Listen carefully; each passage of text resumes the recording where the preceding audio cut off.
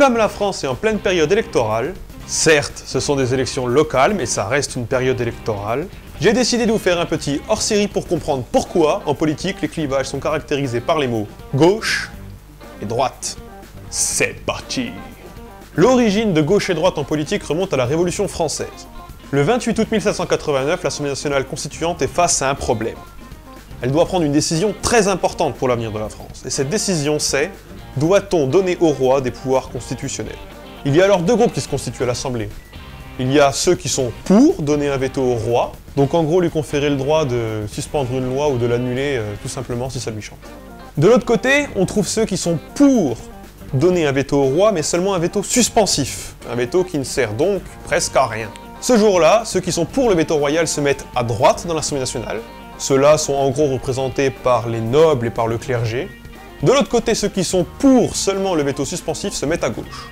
Ceux-là, en gros, sont représentés par le tiers-état, la petite bourgeoisie, les travailleurs, les roturiers.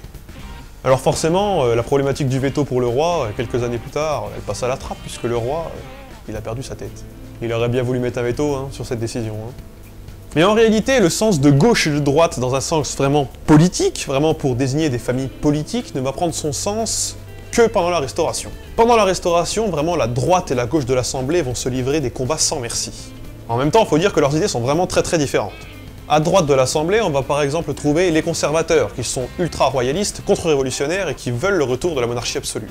À gauche de l'Assemblée, par contre, on va trouver les progressistes. Les progressistes sont ceux qui, à l'époque, défendent le libéralisme, défendent le libre-échange et la révolution industrielle, mais également le droit des ouvriers, et ce sont également ceux qui se revendiquent des Lumières.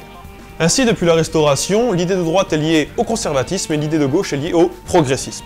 Alors désormais, le terme de droite ou de gauche s'emploie dans beaucoup de langues, pas seulement en français, ça va par exemple s'employer en italien ou en allemand, mais la définition de droite ou gauche dans d'autres langues ne recoupera pas forcément les mêmes idées qu'en France. Tout simplement parce que l'histoire aura été différente, parce que le pays est différent de nature, et parce que les problèmes auxquels le pays est confronté ne sont pas les mêmes.